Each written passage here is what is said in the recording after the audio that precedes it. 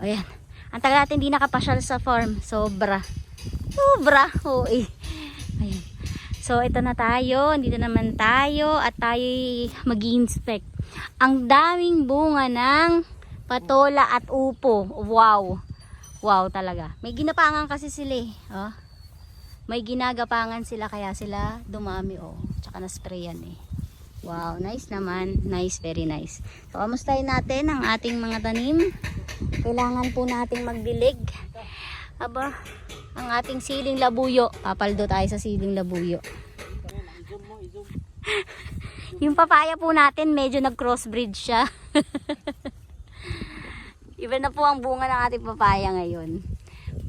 Ayan. Upo na po ang bunga ng papaya natin ngayon. Aba, very good ah. Very good. Ang dami. Ang daming bunga ng ano ng upo. Oo.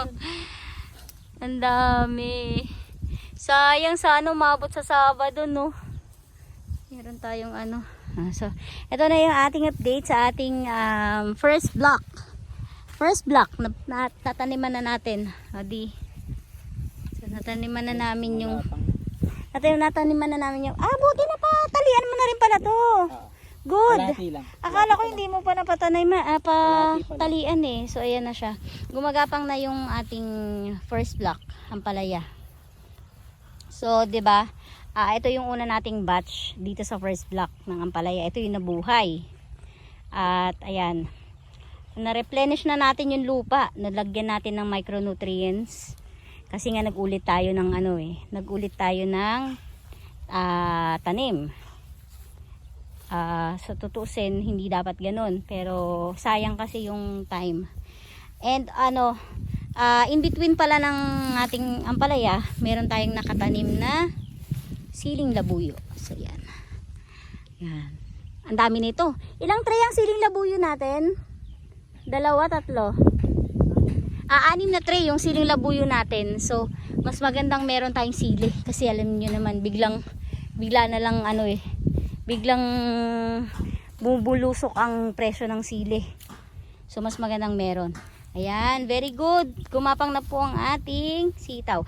Sitaw tuloy ang palaya. Ang kagandahan talaga, dapat pag magtatanim ka ng mga gulay na gumagapang, naka-ready na ang gagapangan. Uy, masyado nang mataas yan ah. Ano to? Yung mga putong tumubo, iniyaan ko lang yan. May bunga na nga oh. Tumubo. Ayun, may bunga na siya oh. Ayun. Meron. Oh, ayun sa ilalim. Very good. Wala ka man dalang sombrero. Wala ka ng araw. Kailangan mo ng araw, masusunog ka na naman. Oh, tignan nyo naman ang dahon nila oh. Sobrang bango ng talaga. Sobrang bango ng dahon at ng bulaklak ng ampalaya. Yan lang yung bulaklak na pwede mo sa akin ibigay. Wag ng rosas. Wag ng rosas. Puntaan natin yung black tree. Oo. Madamo doon? So, tingnan natin. Of course. Wala tayong dalang payong. Kaya meron tayong dalang tuwalya. Ngayon lang uli ako napadpad dito. Ang araw, diba? Oh my God. Diba? Yung aking salamin is yan. May transition yan. Nagkakaroon siya ng something nagkakaroon something ayan. May transition yan kaya nag-iba ng kulay at kailangan natin nabubulag na tayo. Aba, very good ang ating ampalaya, pero kailangan tayo magpatubig dahil matindi na ang araw. Joke lang pala yun. Hindi natin kayang pumunta sa dulo kasi madamo. So at least nakita natin yung sitwasyon dito sa first block. First block possible harvest time January, mid-January. Third block namin possible harvest time first week ng January. May mga bunga na dun eh. Tsaka malago na yung dahon dun. Halika na sir kasi masusunog ka na naman dyan.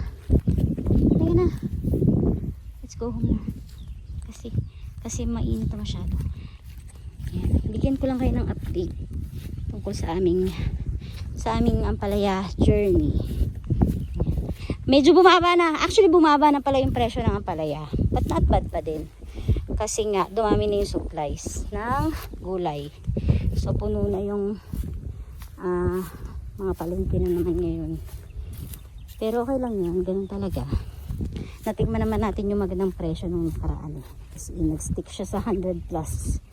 Kaya very good na yun. Nagpatanim na si Nanay Terry sa kabila. Ano yan? Mais.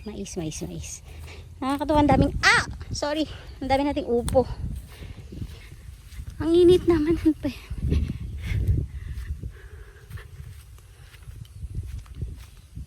Dami ring sili dami ring bunga ng sili natin dito sa garden area. Ito. In fairness ano sila, tumayo sila ha. Ito. Ang init. So ayan, sinilip lang natin ng mabilisan yung ating taniman dito para makakuha din ng update kasi hindi ko na nakikita hindi ko nakikita ngayon dito Ayan siya, malinis na ang ating. Ayan. Naka-ready na yung ating first block. Mid-January, ha-harvest na tayo dito. Third block, yung pinakadulo. First week of January, ha-harvest na din. Ayan. Bali yung second block namin, matanda na siya. I think 14th harvest na. So, meron pa rin naman nakukuha. At pwede pa rin siyang pitasin at ibenta. Kasi sayang. Until hindi na talaga kaya. So, after nun, lilinisin. I-grass cutter, bunutin na yun isa-isa. Tapos, magta-try kaming magtanim ng ampatola. Kung ibibigay sa atin yan. I-bless sa atin yan. Alam naman natin na mahal ang ampatola. Pero alam ko i-bless tayo. At ibibigay sa atin yan. So, ayan. Ito po ang aming update sa aming munting farm. Ayan. Okay, uwian na.